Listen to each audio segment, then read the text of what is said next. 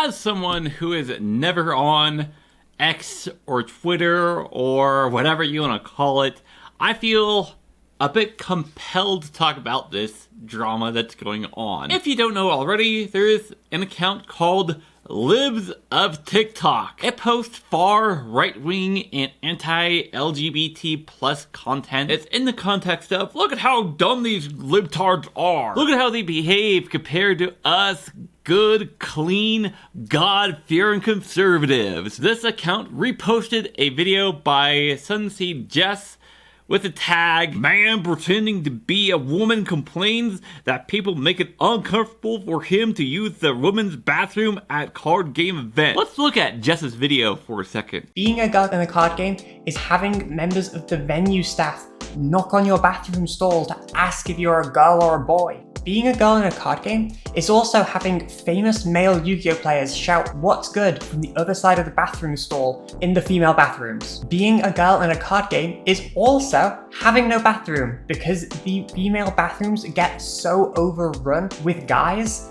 that you end up having to ask event staff for a private bathroom because of how messy and inaccessible it is. All real stories.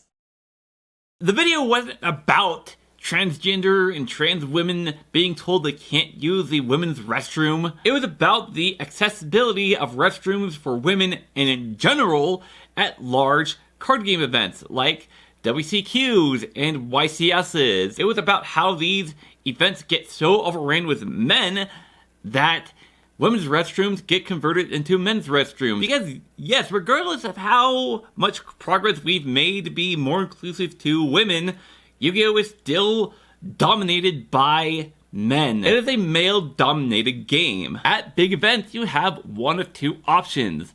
Either use the restroom that will absolutely have men in it and risk having some creeps peek into your stall, because having complete privacy in a stall is only optional in building them, apparently. Or option number two is to go back to your hotel room and use the restroom there. And even the latter is not really an option sometimes, because unless the event center is connected to the hotel you're staying at, that's at least a good 10 minutes between the event center and getting back to your hotel room, doing your business, and then coming back. 10 minutes minimum. And even when it is connected to the hotel, you have maybe 5 minutes from when the round ends to when the next round begins to go do your business. You are not walking to your hotel room in that time to do that. And the option of going back to your hotel room, if it's not connected, if the round is just ending, you're not going back to your hotel room to do that. You have to use the restroom there, if there's even enough time to do that. Which, by the way, there's not going to be. If you do make it to the restroom in time, like I said before, there are more than likely going to be men in there. Regardless of whether or not it was designated for women or men, there are going to be men in there, just because it is so overrun with men. And the overarching problem is that it's being almost treated like a high school locker room. That was the problem outlined in the video. Just not enough space for women, and the spaces that women do have, they are just so overrun with men, and it's being treated as basically a men's locker room. That's what was being discussed in that video.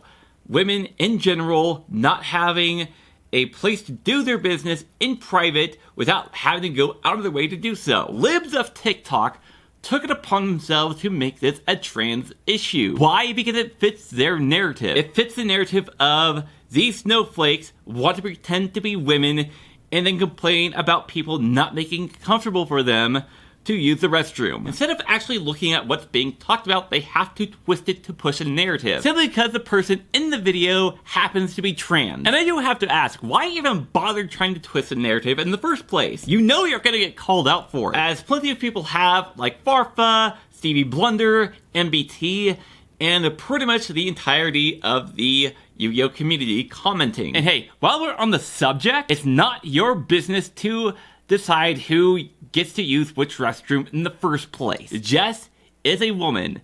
She has the right to use the women's restroom. So what we have here is someone trying to make a comment on an issue they have no inkling of what they're talking about and trying to twist the narrative to something they have no business commenting on in the first place. Maybe I shouldn't respond to drama like this. All it really does is just get this person more talked about, and maybe it's just rage bait and that's what they want. There is no reason this should have ever been a video. A woman complained about general women's accessibility at large card game events, and that's it. Why Libs of TikTok went out of their way to make this about trans issues is far beyond me. Like, this entire drama is basically Libs of TikTok going, I'm gonna show these libs what, and then the entire Yu-Gi-Oh community coming down upon them. But thank you all so much for watching. Let me know what your thoughts are down below. Leave a comment, leave a like, subscribe to the channel. Goodbye.